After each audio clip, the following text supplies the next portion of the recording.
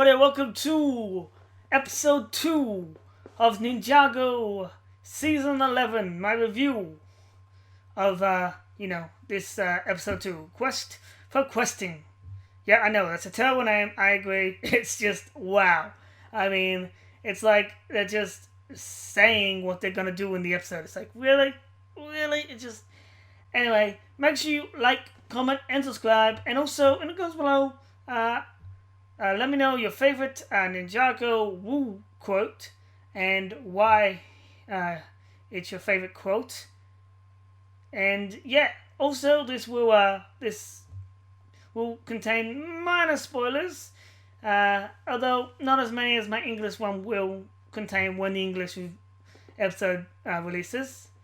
But yeah, so anyway, first up, this episode 2 and episode 1, as I said in my first review, these episodes, even though they're two different episodes, they air together on the channel, and they will be airing together on the English version too, as like one episode. So basically, when episode 1 ended, they didn't actually show the episode 1 credits. They only did that for like if you watched it after on its like on the actual site, not on the streaming thing or whatever channel. I watch on a stream on its official streaming on the site, but so like it didn't show the credits. It went straight to the intro for episode 2, and then which I'll get into, and then went to the episode, and then showed the credits at the end for both episodes. So with that in mind, it's very different. With that in mind, it's kind of one episode. Like, even though it's 2 episodes, and yes, the creators are definitely going to say and have said it's 1 episode. Lego 2, and that episodes are 30, the season is 30 episodes. I really, personally, I'm going to go with there are 15 episodes in a season, and that the first 2 are 1 episode, even though it's 2, because, it's just weird. If when you're watching it, you watch episode 1, it ends, and then episode 2, this episode was exactly pretty much the exact same plot. It goes directly after. They're still getting into shape. It's like if you wanted to, you could cut out the second episode's intro in a way, or maybe leave it a little bit and kind of edit it for the next episode, and then just like have the episode as one. And it would fit in. If you edited this, you could make the episodes just together. It would work. It would be pretty much the same. That's basically what it is. It just feels so much like it's 1 episode. Like, I wouldn't consider them 2 episodes. But anyway, moving on from there, with this, and we get to see a new intro, which, again, it's not my favorite. This intro, it's kind of like a mix between season 9 and something else, which I'll get to in a second. But a good thing that happened is with the intro, we get confirmation and we get to hear the Weekend Whip return, or as they're calling it, the Wicked Whip. Yeah, that's what it's called. It's not called the Forbidden Whip, everyone. It's called the Wicked Whip. That's the official name for this new intro theme.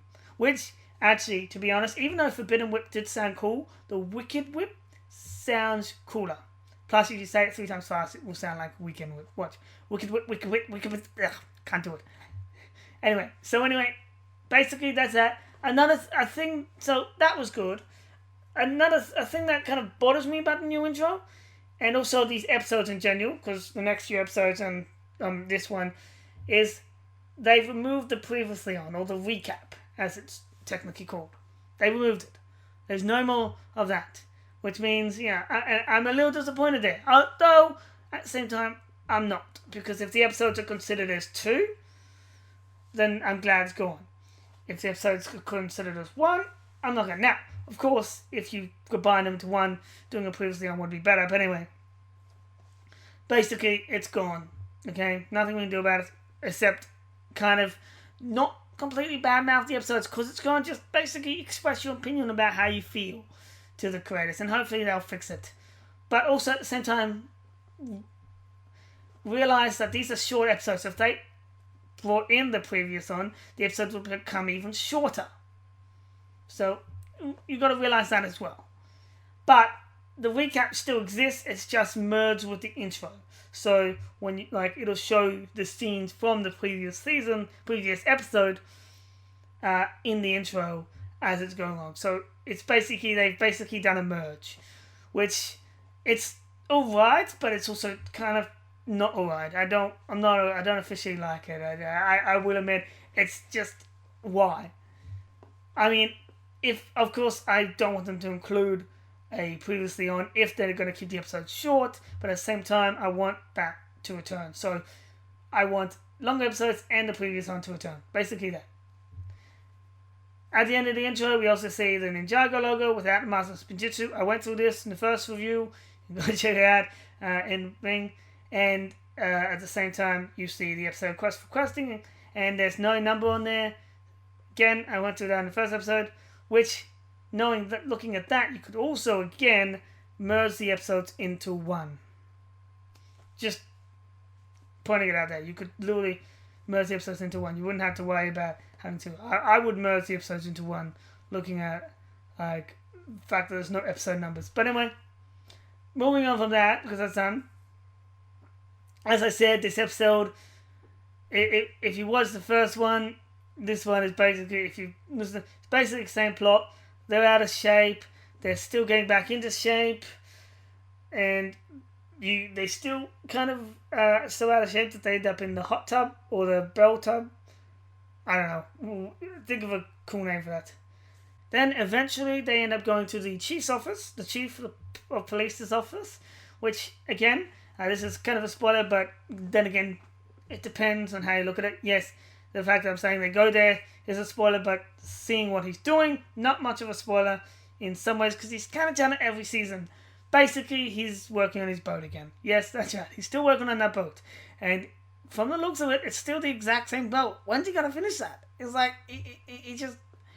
he's worked on that for so long. I feel sorry for him, the fact that it's taken this long to finish that boat. Anyway, basically they do that. They ask him for quest, or for some, if there's any like trouble in Ninjago. Basically he's like, no. Policeman comes in, says there's trouble, but it's not really trouble. It's just like a minor threat or minor little disturbance, not really a threat. Kind of like, someone speeding over speed limit and you've got to pull them over. That type of threat. So the ninjas obviously run through the city trying to find these missions and these find a quest and ask people around. And they end up going to Kryptonian prison. I can never say that right. Oh, I can, but not today for some reason. Anyway, and they run into some familiar characters, which I won't spoil that. You can find out what familiar characters they run into. They save a cat from the tree, which, to be honest, how many ninjas does it take to save a cat from a tree? Seriously? It's like, yeah. They foil bank robbery. And yeah. Oh, and they also end up having some donuts. Yeah. They have a donut break with the police, which is basically stereotyping the whole police love donuts things. Although then again, Cole likes donuts too. I mean, he was excited when he saw the donuts. Not the other ninjas. Which is kind of why I like Cole, because I got a sweet tooth too. When it comes to donuts and cakes, I love my donuts and cakes. And then obviously, they end up returning and all battered and bruised from the quest, even though the quests weren't really quests and they were like easy quests, they're still all battered and bruised. Now this is just a classic element of comedy, like, as people say, it's a classic element of comedy. It's classic, it's old school, probably why it's not funny to some of the younger audience or new people, because they don't get it, but it is in a way funny. It's not laugh out loud funny, but it's funny. Alright, so anyway, yeah, that does it for my review. This episode was better than the first one as an individual. There's more going on, so I will give it a 7 out of 10. However, because I consider this episode and the first episode as one, all up, I would say, yeah, averaged 7 out of 10 for both episode 1 and episode 2 together, because I consider them as one. So anyway, I know this review is short, very short, because basically it's continuing on from episode 1, and also we don't know what that does it for it. So as I said, 7 out of 10. Now, I'm going to just quickly add a little bit onto the review, but this part will contain major spoilers, so if you haven't seen the episode, and you're waiting for the English version, and or you just, haven't seen it yet, or you're waiting for the English one, whatever, the video is pretty much done, so you can now leave, and yeah. Alright, so they're gone? Okay, good. So, for the people who are remaining, if you are remaining, probably no one, basically, the episode ends with them returning, as I said, battered, abused, bandaged, and basically they're watching the news with Gal Gossip and Vinny the cameraman, which people have that ridiculous thing about Vinny. I don't know why. It's just like, why? It bothers me. Okay, he's just a cameraman. You can call him Vinny the cameraman, I'm fine with that, because that's what he is. Call him what he is, the cameraman. Although the cameraman is important because, he gets everything on camera. But that's about all. Anyway, basically with that, she's interviewing a new character that is kind of new, but not new, because he's been, talked about back in the day. And that is Clutch Powers, with his eye patch and sideburns. And, it's really cool. I am excited to see him in this and see what they do with him. Granted, again, he's probably not going to be the same as the one you've seen in the movies, but it will be. The genuine idea is the same. It's just going to have a different origin. But as I said, he's basically Nick Fury. I mean, he's got the eye patch. It's in the wrong eye. Oh, wait, is it on the wrong eye? Whatever. But he switches eyes, so it doesn't matter. He's basically Nick Fury. And yeah, so we get to see him. He talks. We don't know what he's saying. Well, we kind of do if you watch subtitles, but at the same time, I'm not sure the subtitles, so you don't really know what he's saying. He's basically talking about his discovery, and he mentions the ninjas and when, in a way, from what I got from subtitles, how a ninja would be best to get through it. And then, at the very end, we get to see our first glimpse of the new serpentine on an Egyptian tablet, because again, they're Egyptian snakes. Now, this is our first kind of big element of the major story for this season, and it was a good scene. It was probably the best scene out of the episode. No offense to the rest of the episodes. The rest of the episode was good, but this was the best scene. So that does it for my review. Make sure you like, comment, subscribe, and check back every day for more episodes. I will be working on episode 3 and 4, because they're out. And then the next 2, which should be releasing in a few hours. But anyway, well, a few hours from when I'm recording this. But anyway, see ya. In the Ukraine, by the way, not in English. Just pointing that out.